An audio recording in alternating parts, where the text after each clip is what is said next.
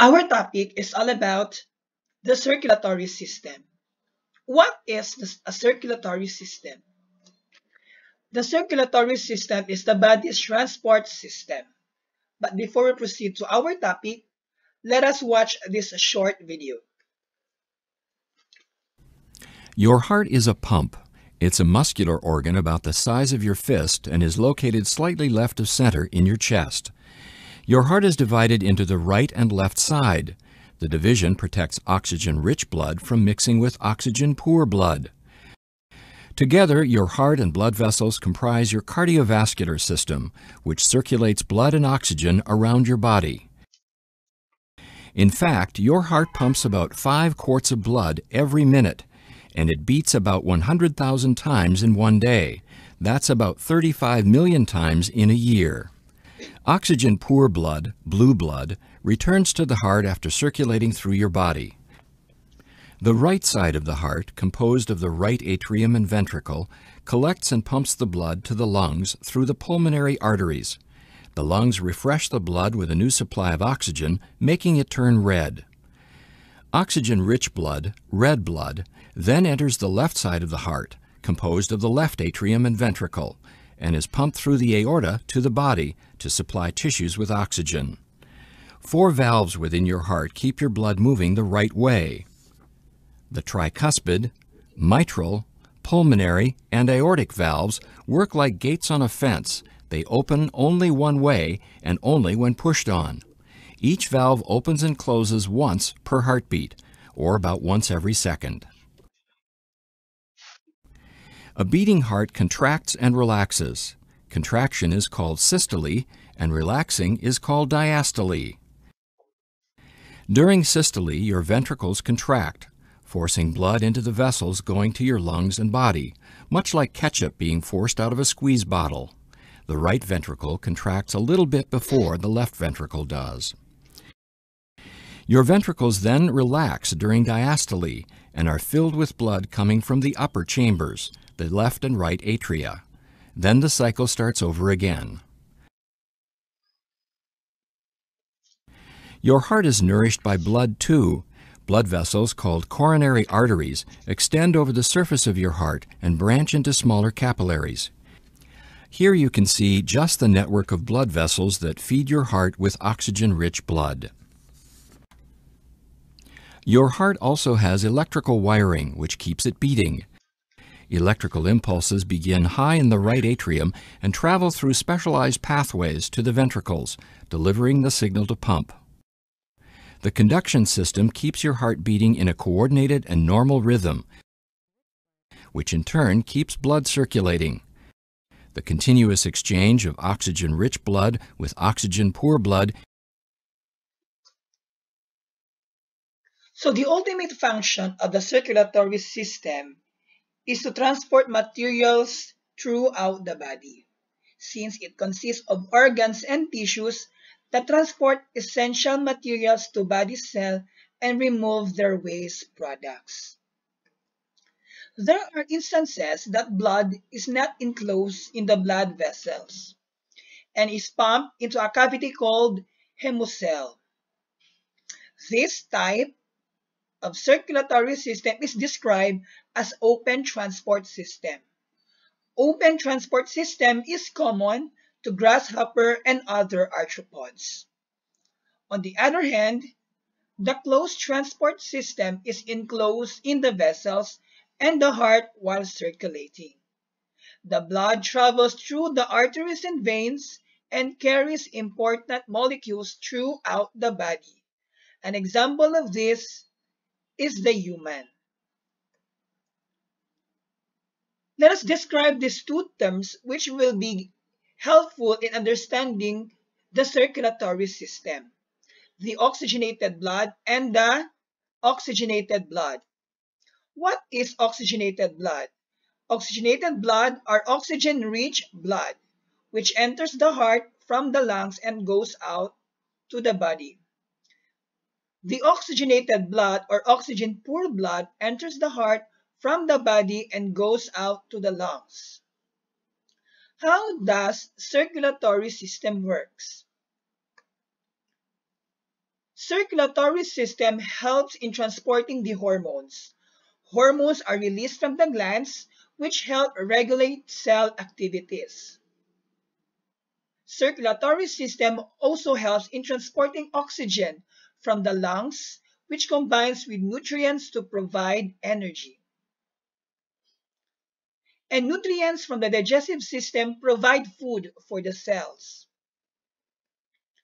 Our circulatory system is also functioning as germ fighters. From the different parts of the body help to fight infection and disease. Also, it carries waste to the liver and kidneys for removal from the body. And also, the carbon dioxide, which is a waste gas, is carried away to the lungs and which remove it from the body. So that's how our circulatory system functions. In this topic, we'll be discussing these three main components of the circulatory system: the heart, the blood vessels, and the blood. But we have to discuss first or describe first the three types of circulation. First, we have the pulmonary circulation. Pulmonary circulation, the blood flow from the heart to the lungs and back to the heart. Systemic circulation is the flow of blood to all the body tissues except the lungs. Coronary circulation occurs within the heart. What are blood vessels? We have three types of blood vessels. We have the arteries, the veins, and the capillaries. Arteries are blood vessels that carry oxygen-rich blood away from the heart to the other parts of the body, while veins are blood vessels that carry the oxygenated blood from the body back to the heart, while capillaries are tiny tubes that carry blood from the arteries to the body cells and then back to the veins. So these are the structures of our blood vessels. So the arteries, which carries oxygenated blood away from the heart, the veins, which carry the oxygenated blood towards the heart, and capillaries between the arteries and the veins. So blood vessels are a system of tubes where blood flows within our body. The largest artery in the body is the aorta. So arteries carry blood away from the heart to tissues and cells all over the body. On the other hand, veins carry blood from tissues and cells of the body to the heart. The largest veins in the body are the superior and the inferior vena cava. Blood vessels connect, or the capillaries connect an artery to a vein. So the smallest blood vessel, so this is the site of actual gas exchange in the body. Let us now proceed to the components of the blood. So the blood is composed of the blood cells, platelets, and the plasma. So we have three types of blood cells. We have the red blood cell, which is also known as erythrocytes, the white blood cells, also known as the leukocytes, and the platelets, also known as the thrombocytes. The red blood cells, or the RBC, transport respiratory gases, oxygen, and carbon dioxide, also known as the erythrocytes or the red corpuscles. These contain hemoglobin, an iron-containing protein that is bright red when combined with oxygen. So the shape of the red blood cell is biconcave. The white blood cells or leukocytes, but also known as the white corpuscles, acts as the defense of the body against harmful bacteria and other foreign microorganisms that enters our body. We have five types of white blood cells. We have the basophils, the neutrophils, the eosinophils, the lymphocytes, and monocytes. So this type of white blood cells functions has specific functions in fighting diseases and pathogens that enters our body. Let us now discuss the ABO blood system. We all know that we have four types of ABO blood system: the type A, the type B, the type AB, and the type O. If you are a type A person or type A blood person, you have this antibody B. In other sense, you cannot receive blood with type B or with B antigens since you have an anti-B. Since you are type A person, you can only receive blood from type A and O since you have anti-B. For type B blood persons, you have an anti-A. You cannot receive blood from type A and AB persons. But you can receive type B and O. For type AB, you have no antibody on your plasma. In other sense, since you don't have antibody, you can receive type A, B, AB, and O. Hence, the type AB is also known as the unicerval receiver. On the other hand, type O has anti-B and anti-A. Hence, type O cannot receive any blood from A, B, and AB. Type O can only receive type O blood. Platelets. What are platelets?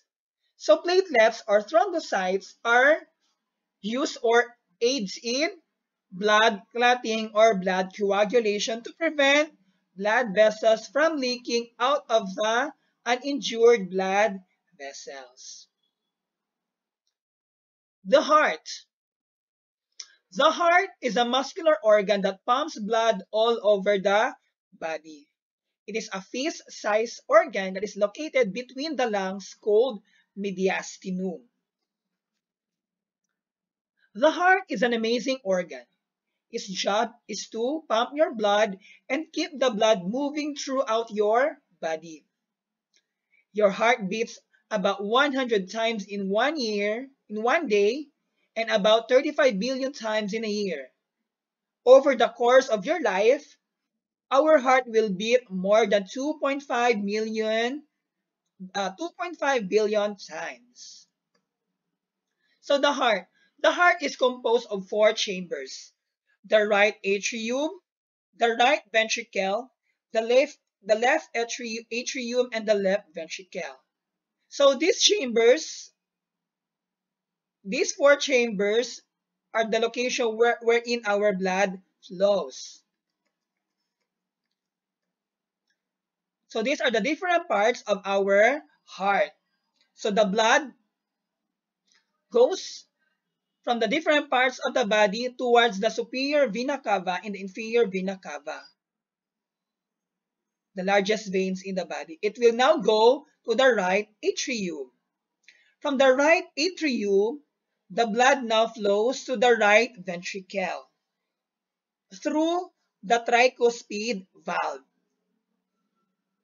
This valve, this valve functions to prevent the backflow of the blood. So it provides one-way flow of the blood. So from the right atrium to the right ventricle, through the tricuspid valve, the deoxygenated blood goes to the pulmonary artery through the pulmonary valve. Then from the pulmonary artery, it will go to the deoxygenated blood will now go to the lungs. As it goes back to the heart, it is now called as the oxygenated blood. Oxygenated blood goes or enters the pulmonary vein, then to the left atrium. The blood now goes or proceeds to the left ventricle via the mitral valve or the bicuspid valve. The oxygenated blood will now go to the left ventricle to the aortic arch through the aortic valve.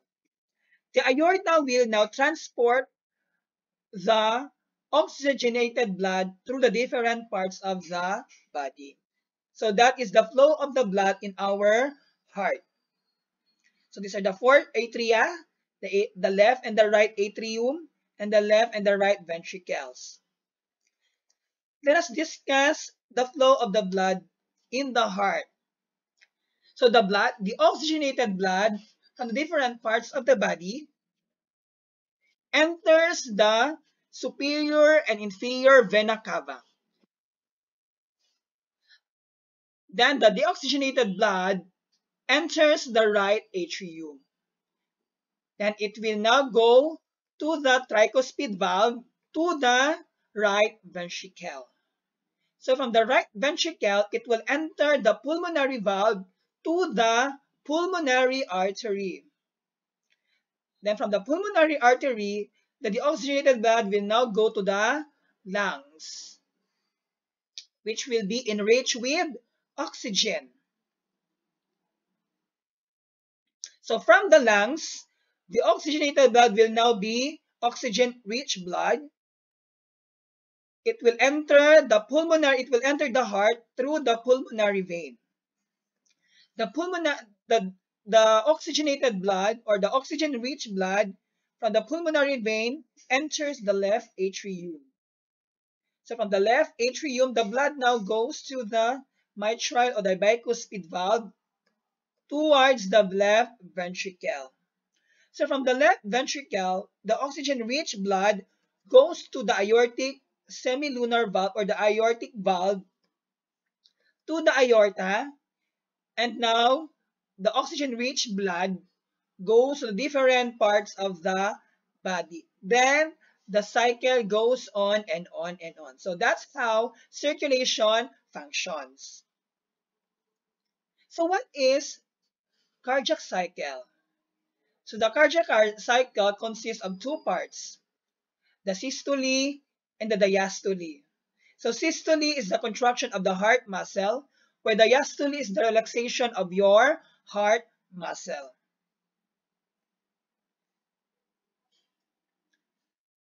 In this chapter also, we will discuss common problems in the circulatory system. First, we have the hypertension, stroke, heart attack, which is also known as myocardial infarction, anemia, leukemia, and hemophilia. So these are the common diseases in the circulatory system. Other materials will be given the following days. So I hope that you have understood this lesson. So that's the end of our topic, which is the circulatory system. Kindly read your textbook.